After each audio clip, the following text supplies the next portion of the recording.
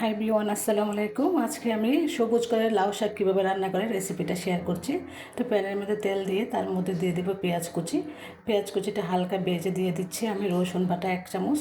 তো তার মধ্যে দিয়ে দেবো লবণ স্বাদ মতো। তো অল্প একটু পানি দিয়ে দিচ্ছি আমি অল্প একটু হলুদ গুঁড়ো, 3 পিস মাছের টুকরো, কাঁচামরিচ।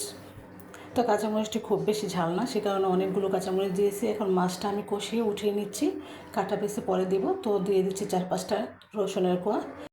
তো এখানে সিম, লাউ পাতার ডাঁটাগুলো এবং আলু সেগুলো আগে দিয়ে আমি সিদ্ধ করে নিব। তো ভালো করে কষিয়ে আমি সিদ্ধ করে নিচ্ছি। তো হাফ সিদ্ধ হয়ে যাওয়ার পর আমি দিয়ে দিব এখানে আরও একটু নেড়ে চেড়ে লাউ পাতাগুলো।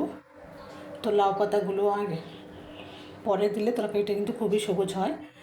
তো এখন আমি লাউ পাতাগুলো দিয়ে আবারও নেড়ে চেড়ে দিচ্ছি। তো এখন ঢাকনা দিয়ে আবার কষিয়ে নিচ্ছি। পাতাটা দিয়ে অল্প একটু কষিয়ে নেওয়ার পর দিয়ে দিব পানি দিয়ে বেঁচে রাখা মাছগুলো দিয়ে দিচ্ছি। তো অল্প কিছুক্ষণ রান্না করে আমি দিয়ে দিব ধনেপাতা কুচানো। তো ধনেপাতা কুচানোটা দিয়ে আমি আবারও 2 মিনিটের মতো রান্না করে শাকটা নামিয়ে নিব। তো দেখেন আমার শাকটা রেডি, আমি এখানে বেড়ে নিচ্ছি।